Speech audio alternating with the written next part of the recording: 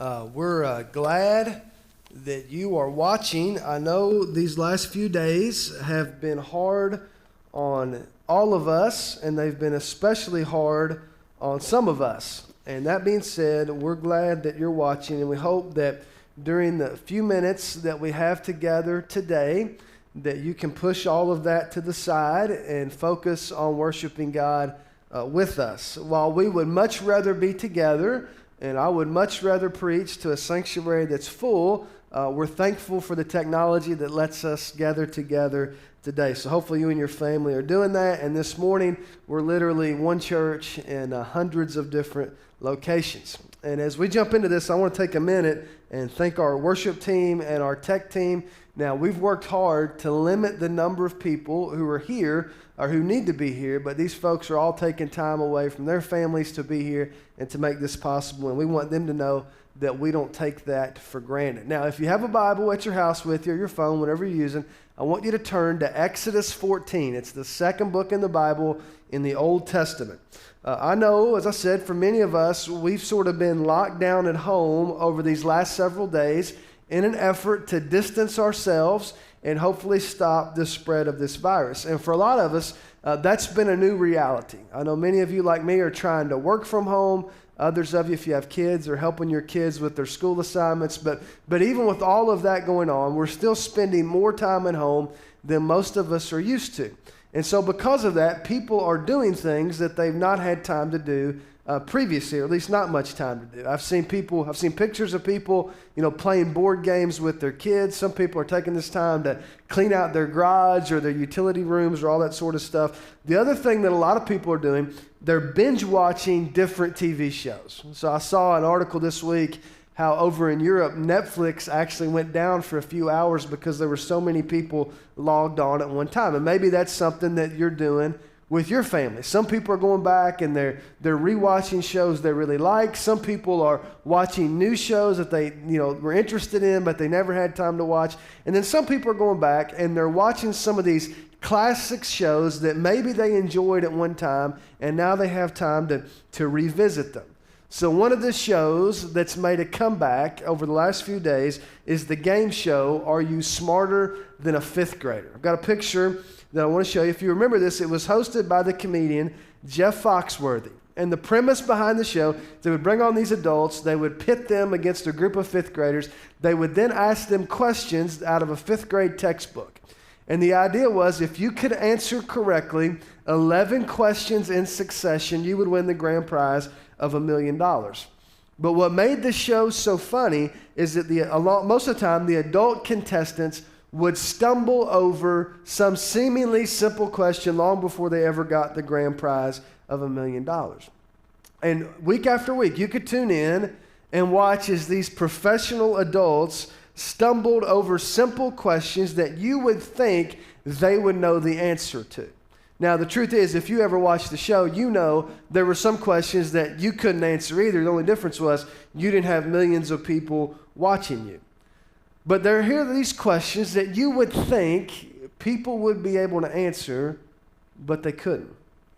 And over the last 2 weeks, it feels as if our world has been confronted with a series of seemingly simple questions that we don't have answers to. And it's almost as if everything we thought we knew has been upended. And now we're scrambling to figure out what happened. So we have questions like, how did this happen? How bad is it? How bad is it going to get? What could we have done to prevent it? And how long is it going to last? Those are all questions that you've probably spent some time thinking about in recent days. But if you're like me, there's another question that sort of bubbled to the surface, and it's the question, what happens next? We know what's happened, but we wonder about what comes next. And I don't know how it is for you, but for me, it can be unnerving when you're unsure what comes around the next corner. Every year, researchers from Chapman University conduct a study in which they ask people to list their top fears. And every year, one that appears in the top 10 is a fear called coronaphobia. We call it the fear of the future. And I wonder if they were to reconduct that study right now, where that would rank. Would it be in the top 10 or would it be number 1? When everything you thought you knew gets turned on its head, the future becomes a scary place. Fear is sort of the natural inclination to the unseen and the unknown. And yet when you read the Bible, you discover that faith is also a response to the unseen and the unknown. The writer of Hebrews says it like this in Hebrews 11, verse 1. He says, "Now faith is confidence in what we hope for and assurance about what we do not see." So when it comes to the future, when it comes to the unknown and the questions that you can't answer, what you discover is that there are two diametrically opposed approaches that you can choose from. One is to choose fear. You can drift into the future paralyzed by fear, and that's the approach that a lot of people take. The other approach, and the one that Scripture recommends, is that you go boldly into the future walking by faith. Now, at this point, you would probably expect me to say that what all of us need to do is refuse to give in to fear and choose faith. But the truth is, that's easier said than done, especially during a time like this. Now, if I don't miss my guess, if you're watching this, there's at least a small part of you that wants to choose faith. You don't want your life to be defined and paralyzed by fear. And yet, even though you don't want that, you can still feel that fear deep inside of you. And even as you try to push it back down, it keeps rising to the surface at the most inopportune time. So you sit down and you turn on the news and you watch as the numbers of infections and the number of deaths go up, and you can feel that fear gripping your heart. Or maybe it happens as you sit down around the table with your family for dinner and one of your kids looks at you and says, "Mom, Dad, how long is this going to go on?" And you don't know how to answer that question. Or maybe for you, it happens when you sit down to balance the checkbook or check the credit card statement and the numbers don't look too good. For others of you, it happened as you walk the aisles of the grocery looking for something to stock your pantry with. And many of us can relate to that guy that Jesus talked about in Mark chapter 9. He comes to Jesus and he's got this son that's demon-possessed, and he asks Jesus to heal his son, to cast out the demon. And Jesus tells him that he'll do that if the man believes. And in response, the man utters those now famous words. He said, "I do believe, but help me overcome my unbelief." It's that mixture of fear and faith. On one hand, this guy believes in Jesus. He believes Jesus enough to bring his son to Jesus. But on the other hand, there's a part of him that still has doubts. There's a part of him that's filled with faith, but there's also a part of him that's fearful. And inside of him, this battle is raging between fear and faith. And maybe you can relate to that. I know I can. And yet, even as that battle continues inside of many of us, there are good reasons to cultivate faith over fear. If you have your Bible open to Exodus 14, we're going to spend a few minutes together looking at one of the most famous stories in the Bible. This is one of the stories that even people who don't read the Bible are familiar with this story. They've certainly watched the movie, even if they've never read from the Bible. As the book of Exodus opens, the Jewish people are slaves in Egypt, and they have been for nearly 4 centuries. And during that time, it's been a brutal existence. For most of that time, they've been forced to make bricks to build up the Egyptian Pharaoh's kingdom.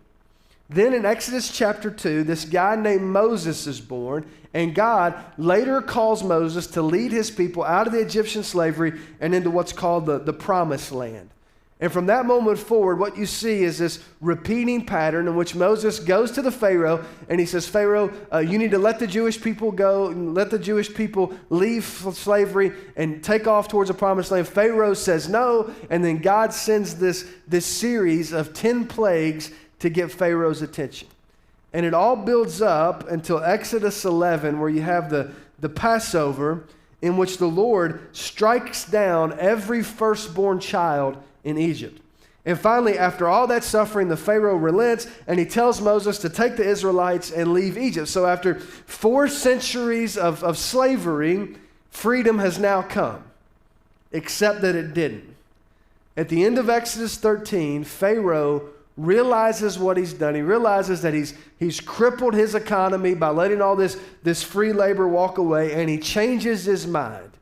And as soon as he does, he gathers the Egyptian army and he sends them out in hot pursuit of the Israelites, and he gives them instruction, either bring them back to serve as slaves, we're going to re-enslave them, or you can kill them.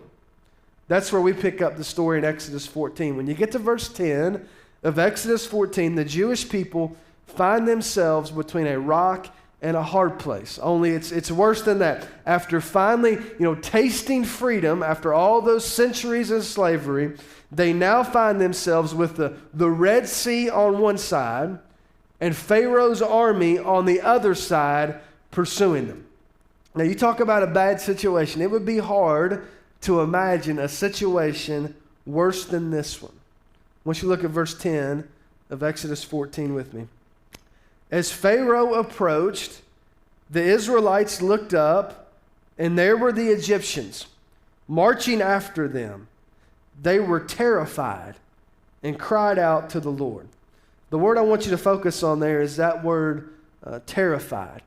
It's a word that means to be exceedingly afraid or extremely afraid. We might say they were paralyzed with fear. Now, some of you may be feeling that way right now. Maybe you're a person who's having trouble sleeping through all this. You spend all day, watching the news, gathering the latest reports. You go through social media. You're doing your best to keep up with everything that's happening. But in the midst of all that, you can feel your blood pressure is rising, your pulse is quickening, your brain is spinning. And then when you lay down to sleep at night, you have a hard time turning it off. That's where the Israelites were. They were terrified. With each passing minute, it seemed as if their situation was worsening, and no matter how hard they tried, they could not see a way out. When they looked into the future, all they could see was either death or slavery. What the Israelites experienced is what I would call a bad break. I've got a graphic that I want to share with you of how this works. Now you know that bad breaks come in a lot of different forms, but however you look at it, this was a bad break. After 4 centuries of slavery, after one generation after another praying for freedom and praying to experience the blessings that God had promised his chosen people, they were convinced that all of it was happening. Everything they'd been dreaming about, everything they'd spent their lives hoping for was now becoming a reality. The joy, the laughter, the property, the money, the freedom, all of it was theirs for the taking. But now, it felt as if all of that was being pulled out from under them, and they were terrified. So look at how they respond in verse 11. They said to Moses, "Was it because there were no graves in Egypt that you brought us to the desert to die? What have you done to us by bringing us out of Egypt?" Immediately, they turn on Moses. First, they start complaining. Never supposed to be like this. It's supposed to be a nice, easy trip from Egypt to the promised land. Not supposed to be this hard. But now it's turned into something else, and they're mad about it, they're upset about it, and they're going to let Moses hear about it. And then if that wasn't bad enough, they quickly turned from just complaining to sarcasm. "Moses, did you bring us out here to die? Is it because there wasn't enough graves in Egypt? Is that what we're doing here?" And then very quickly, they transition from sarcasm to a victim mentality. "How could you do this to us? How could you do this to us, Moses? You were our leader. We trusted you. You were supposed to protect us from all of this, and now look where we are." And check out verse 12. "Didn't we say to you in Egypt, 'Leave us alone, let us serve the Egyptians'? It would have been better for us to serve the Egyptians than to die in the desert." Now remember, these are the same people who had been begging for freedom.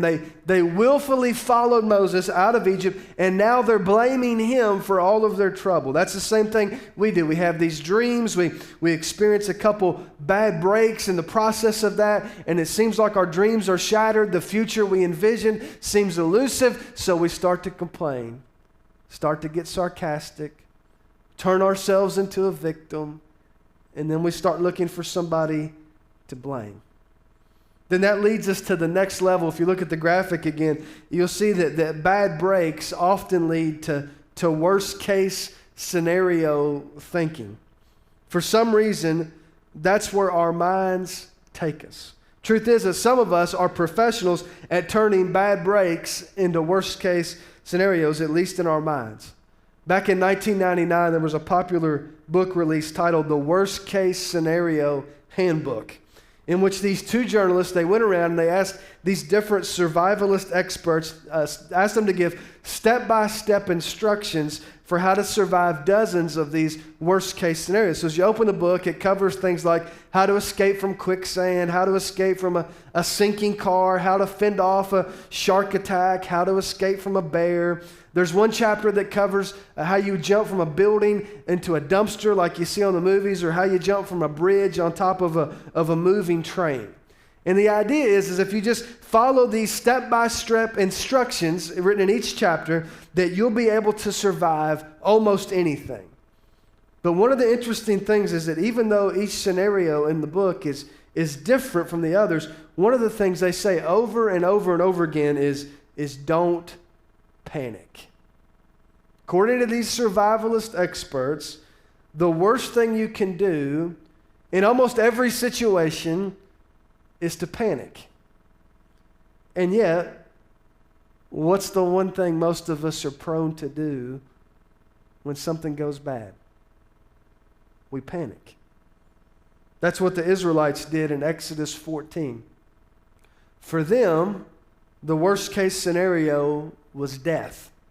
For us, it might be a lost job, a season of financial hardship, a mortgage that you can't pay, a car payment that you can't cover, a sickness, or maybe it's someone that you care about getting sick or even dying. But what I want you to notice as you look at this story is at this point that the Israelites are accusing Moses of leading them to their graves, nobody's died yet. The Egyptians haven't even arrived yet. They can see them coming, but yet in their minds, they've created this scenario in which the only alternative is for all of them to wind up dead. Now, here's my question. Does that kind of catastrophizing do anything to help their situation? Think about your own life. Do you tend to make better or worse decisions when you're scared? If you're like me, you tend to make worse decisions. And maybe the worst part of this whole deal is that if you allow yourself to give in to that worst case scenario thinking, the more it feeds your fear.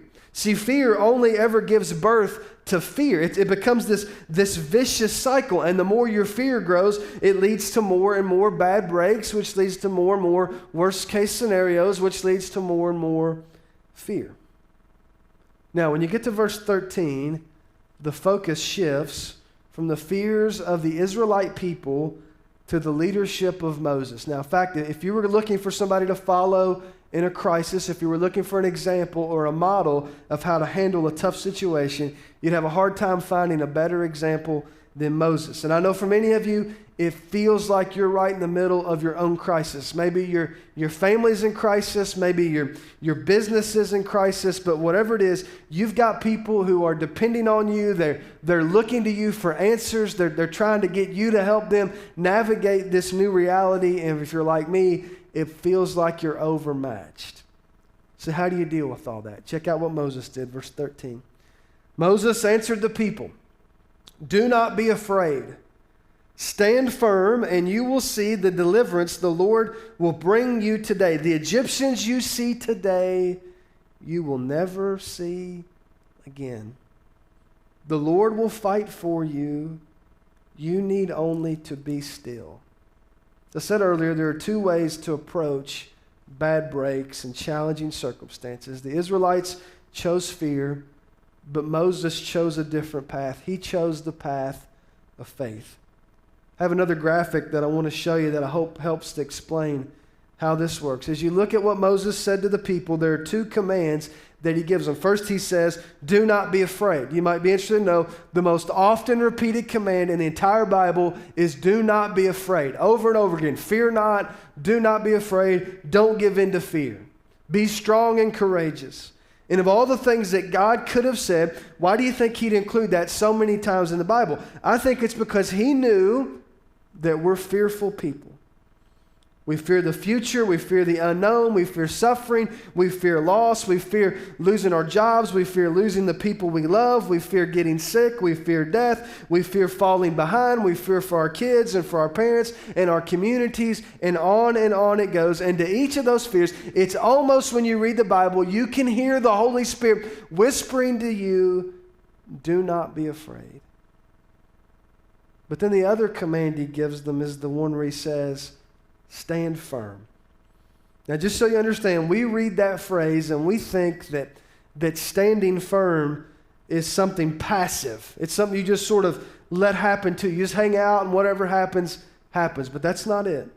What Moses is talking about here is something active as opposed to something passive. Standing firm is not something, is not just something that happens to you. It's something that you do in response to the circumstances around you. So the question then is, how do you stand firm when you face these bad breaks? There are a lot of different answers to that question, but there's two in particular you see in this passage. Number one, you continue to worship. If you look closely at what Moses says to the people, he's doing his best to call their attention back to God. He's challenging them to take their eyes off their circumstances and put their eyes on God, who's been leading them throughout this entire journey. One of the things I hope that you're doing during these uncertain days is continuing to worship. As a church, we're working hard to provide you with opportunities to do that. Every Sunday, we're providing a service that you can participate in. On Wednesday afternoons, we're posting a Bible study video to help you in the middle of the week. In addition, our FCC Kids Ministry is leading our kids by posting their lesson from their gospel project at 1 o'clock on Sundays on their Facebook page. In the coming days, we hope to have more opportunities, but the main thing is that you do whatever you have to do to continue to worship God. Even though the schedule might look different, the priorities should remain the same. The other thing, though, that's important to do and continue to worship is that you continue to serve. Now, I know a lot of people have called, texted me, and they asked, what can I do to help? And depending on the circumstances, there are a lot of different answers to that question, but there's one thing that all of us need to go out of our way to do, and it's what Moses tries to do here. We have to encourage one another. Over and over again, and throughout the New Testament, the Bible commands us to encourage one another and build each other up. And I want to challenge you. If you're looking for a way to help your community, if you're looking for a way to serve your church, why don't you start by encouraging some other people? Pick up the phone, write a note, send a text, FaceTime with somebody, post something on their social media. Just let them know that you're pulling for them and that we're all in this thing together, and encourage one another, because there's something about standing together that enables us to stand a little bit firmer for a little bit longer. And that's what we all need.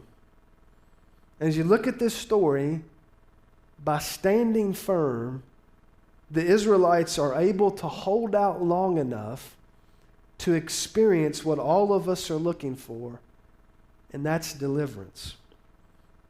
But as you look closely at what Moses told the Israelites, he makes it clear that their only hope of deliverance is not found up in themselves, it's in God. Verse 14, he says, the Lord will fight for you. You need only to be still. I mentioned earlier the worst case scenario survival handbook. Years ago, there was a survivalist who was asked by the Peace Corps to explain how a person might survive being attacked by an anaconda if they found themselves trapped in the Amazon jungle.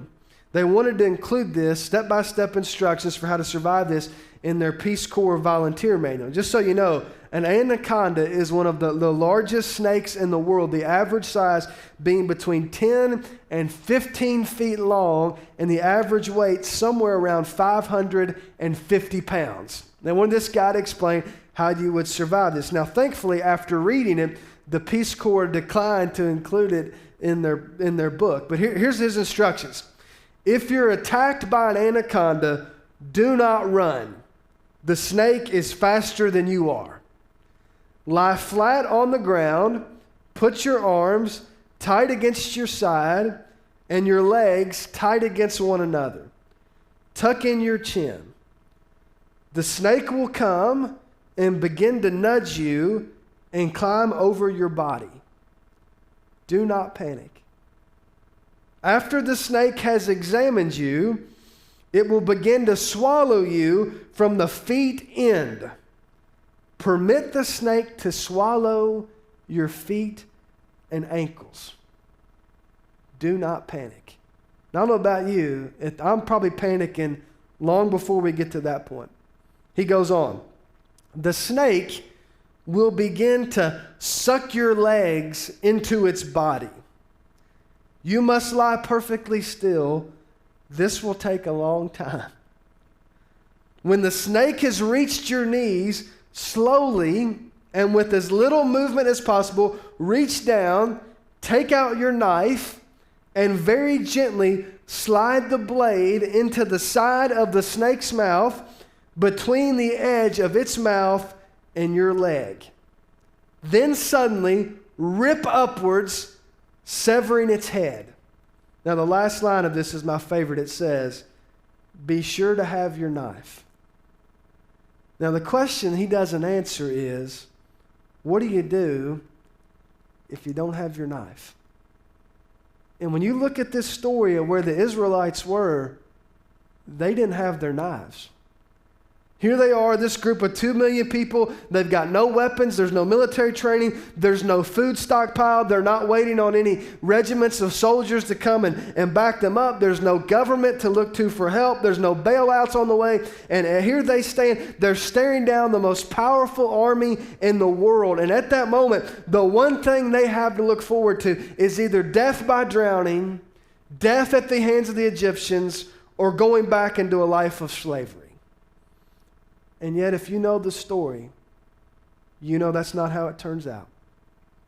At the very last moment, when it seemed they had come to the last chapter of their story, God showed up and he delivered them in a way that nobody could have predicted. He intervenes and he tells Moses to raise his staff and stretch out his hand. And as he does that, the waters of the Red Sea divide. The land that's normally at the bottom of the sea dries up, and the Israelites move across the dry land between these two enormous walls of water.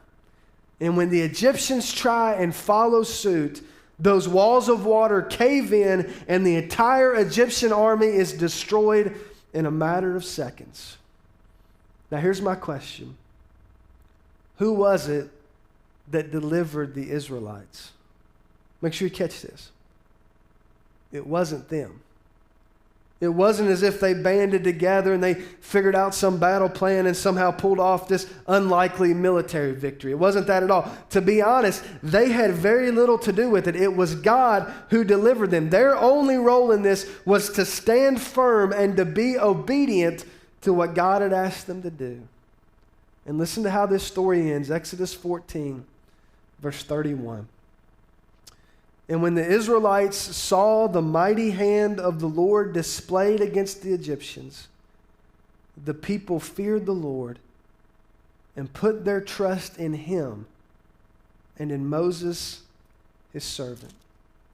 Just like fear gives birth to fear, faith has a way of leading to even greater faith. And here's the cool part. For the rest of their lives, whenever they faced difficult circumstances and encountered bad breaks, they were able to think back to that moment when God delivered them from the hands of the Egyptians, and they continued to feed their faith. See, just like fear grows when you feed it and you dwell on worst case scenarios, faith grows when you think about all the things that God has already delivered you from in the past. For some of you watching this morning, you've got stories of your own in which God delivered you from some worst case scenarios. He was there when you lost your job. He was there when your marriage fell apart. He was there when you went through that miscarriage or those miscarriages. He was there when you were diagnosed with cancer. He was there when you said goodbye to somebody you loved.